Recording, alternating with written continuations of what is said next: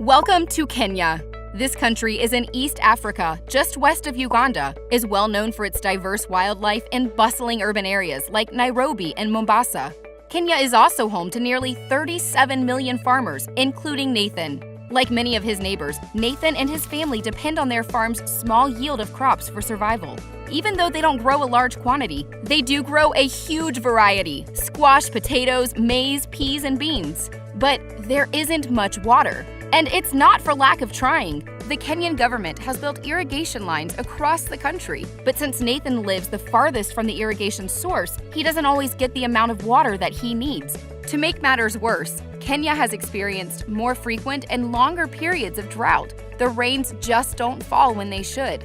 Now, Nathan has crops that need water and children who need crops. So, how do we play matchmaker?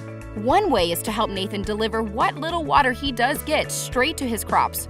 Lutheran World Relief teaches farmers like Nathan to build zai pits. Zai pits are shallow holes, about 2 feet by 2 feet by 2 feet, with a mound of earth on 3 sides to direct rainfall into the pit.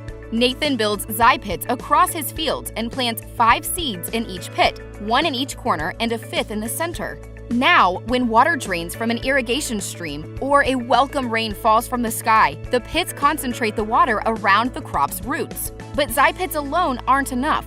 Nathan knows all too well that seasonal rains might not come, and if they don't come for a long time, his farm will be hit by a drought that even the little irrigation he has access to can't fix. Luckily for Nathan, there's more water in his fields besides the kind that falls from the sky. Unluckily for Nathan, it's trapped deep in the ground where simple tools can't reach it. Lutheran World Relief also provides farmers like Nathan with solar-powered borehole pumps. Now that's a mouthful. These pumps take something Nathan has a lot of, sunlight, and uses that energy to dig deep into the earth to access something Nathan lacks: water. Not only do solar-powered borehole pumps bring much-needed water to the surface, they are relatively inexpensive to use since they rely on the sun for power. Nathan doesn't have to waste precious income, which he desperately needs if his crops don't grow, to rent expensive equipment or pay for electricity. Now, with zai pits and solar-powered borehole pumps, Nathan has crops who have water and children who have food.